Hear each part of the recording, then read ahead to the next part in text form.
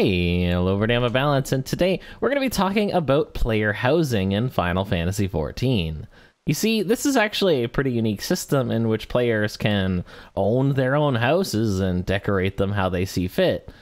The interesting thing about this is that usually when I'm researching for something in a video game or in an MMO, in this case, usually what I'll do is I'll look up a video, and generally with Final Fantasy, it is very hard not to find a video on the topic of what I'm looking for, and this is true for housing, but generally I couldn't find like actual data on the floor plan for houses. And this video, I'm going to be talking about all of the house sizes that you can get as a player and exactly how big they are.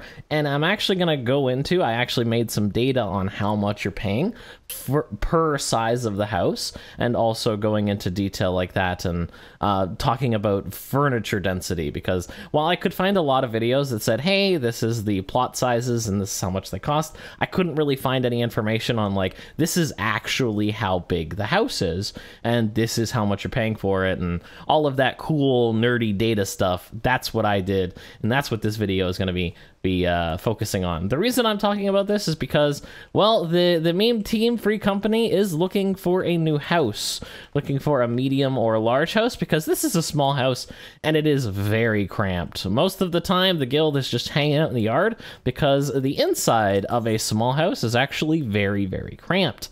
And we're going to see that when we look at the data, we're actually going to see that it is indeed the most crampiest of houses. Now you can see that Rosa has decorated this place and it looks absolutely wonderful, and even if we go into the basement, we could see that every nook and cranny of this place looks absolutely beautiful. I think she did a wonderful job. However, there's just no fitting 8 people in this area. It's just really uncomfortable, and not to mention the camera is a little unhappy too, because again, this is a third-person game, and if you look at some of the constructions of the actual game, like if you go into the towns and the cities, you'll notice that a lot of the areas in the game actually have very high ceilings, and that's kind of what you have to do with a third-person game, because again, it's just really awkward to fit a camera into a really small space. But with that said, let's go ahead and have a look at the different styles of housing you can have in Final Fantasy XIV. Now, the first one is actually called an apartment. Now, technically, there is also personal quarters, but I feel like that's a bit of a cheat, because in order to have a personal quarters, you first need a Free Company that has a house, and in order to get a private chambers. This is actually the cheapest option, but I feel like it's a little bit too cheaty. So in terms of the math and the cost efficiency, we're going to be judging by the apartment, which only costs 200,000 more. But again, it's just, I feel like this is a technicality, and while you could technically get a living space for 300,000, you kind of have to know somebody. It's just like real life. If you want a cheap apartment, you kind of have to network a little bit. But with that said, an apartment will take you back 500,000 gil. There are 12 blocks, and the way that we measure blocks in Final Fantasy, or the very least the way that I measured them, is these areas that are separated by boards on the wall here. You can see that an apartment is 3 by 4 blocks, so overall that makes for 12 blocks. There is also an efficiency system that I tied to it, because while you could place furniture anywhere on this area, obviously, I don't think you want to be placing furniture along the door or the pathways.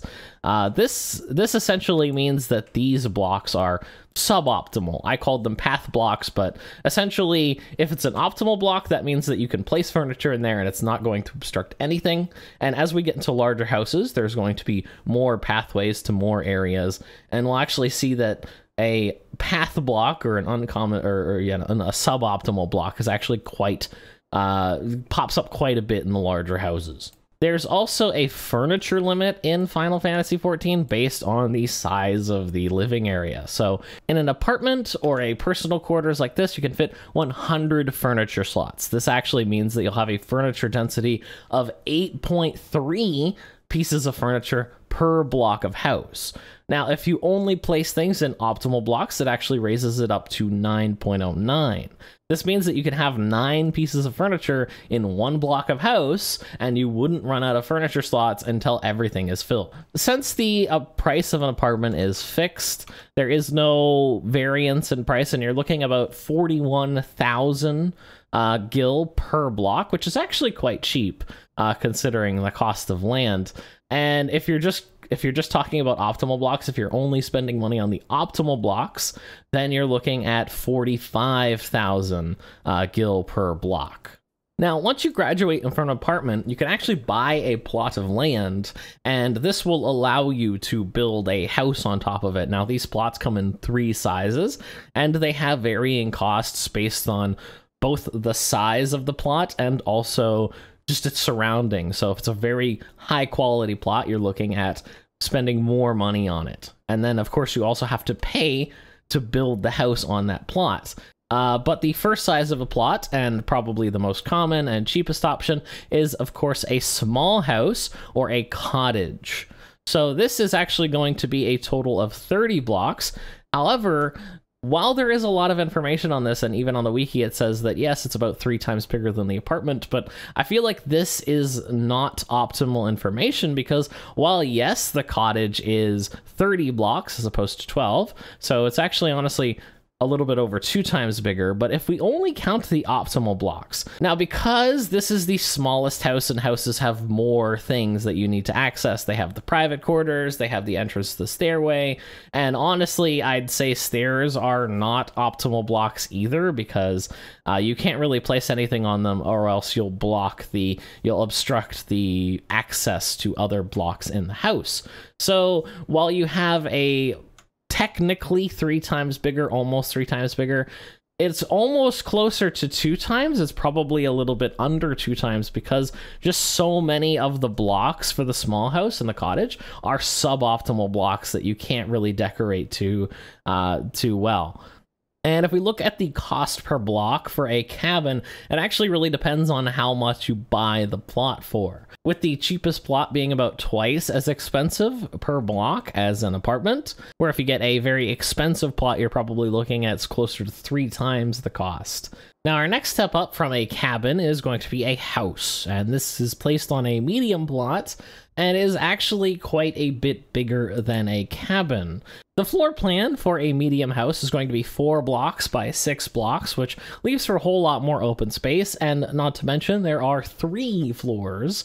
So you're actually looking at a total of 66 blocks, with 14 blocks being essential for travel in the house. I'd say that leaves you with about 52 optimal blocks. Not only that, but your furniture slots will be bumped from 200 to 300 in the house. That leaves for an overall furniture density quite a bit less than what you'd find in a cabin, and because there are so much more optimal slots in a house, you're actually looking at quite a significant optimal furniture density, down from 9.5 to 5.7. So almost basically half of the furniture per square foot of the house that you're going to be able to put down. Now, a medium plot goes from anywhere from 16 million gil to 20 million gil, but there is also the price of 1 million gil to build a house upon it, so you're looking at a median cost of around 19 million gil. This means that you'll be paying about 287,000 gil per block of area within the house itself, but since the price is so much higher than that of a cabin,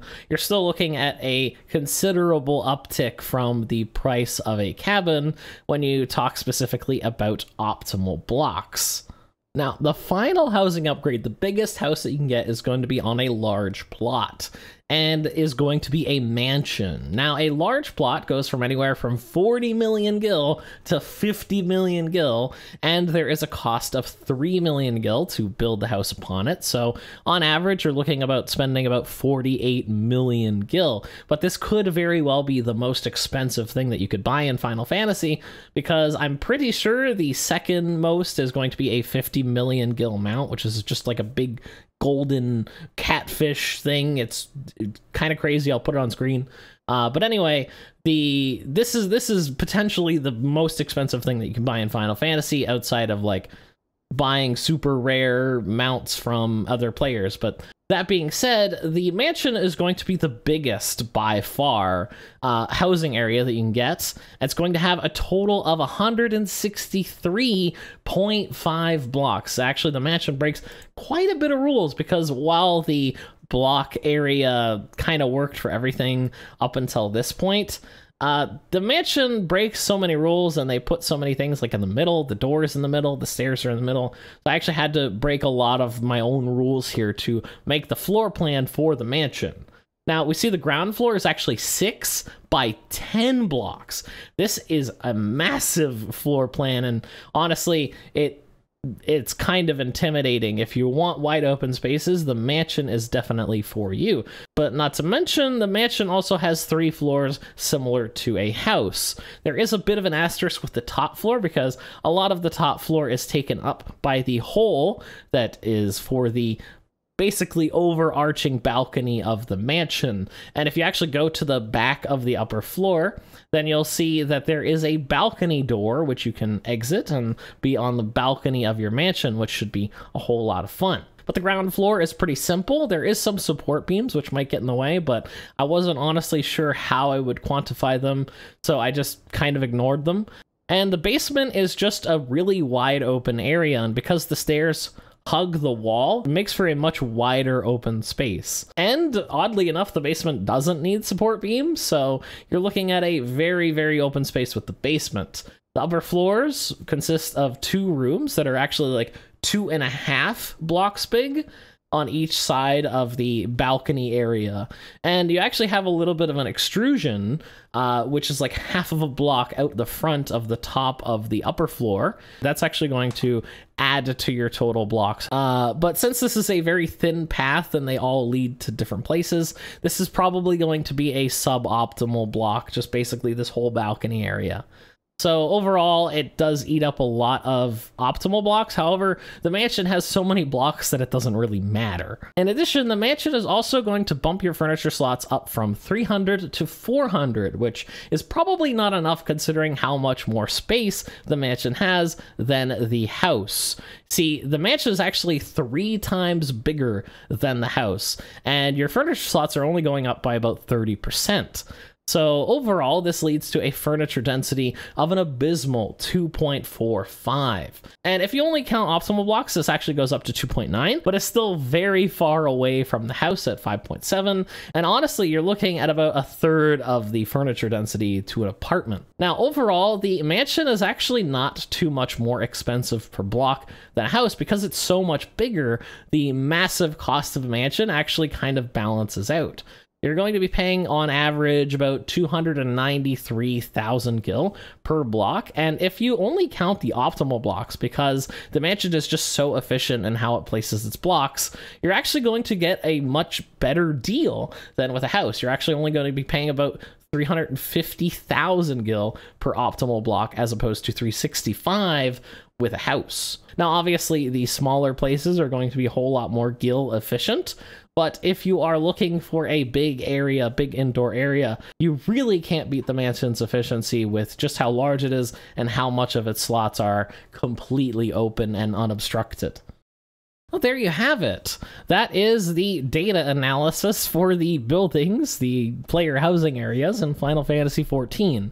If you'd like a link to the spreadsheet that I made for this video, I'll go ahead and leave that in the video description.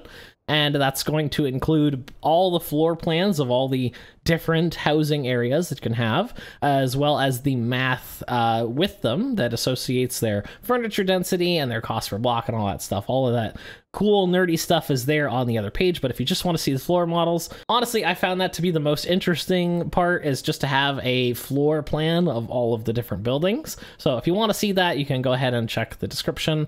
And while you're down there, you can also check out a link to my Patreon, and you could support the channel like these awesome folks have. I don't don't run mid-roll ads on my videos, nor do I get any sponsorship deals. I prefer to be funded by the viewers themselves. So if you'd like to join them, you can go ahead and check that link in the description as well. You can also check links to my Discord, where we hang out basically all of the time, and of course my Twitch channel, where I stream Final Fantasy every Friday with different games on Saturday and Sunday. With that said, thank you guys so much for watching, and I'll see you in the next video. Oh, and if you're wondering how I looped the T emote, I just made a macro that plays the T emote and waits 10 seconds, and it does this 15 times. So instead of just having one T emote, it basically plays the emote over and over again for about 150 seconds.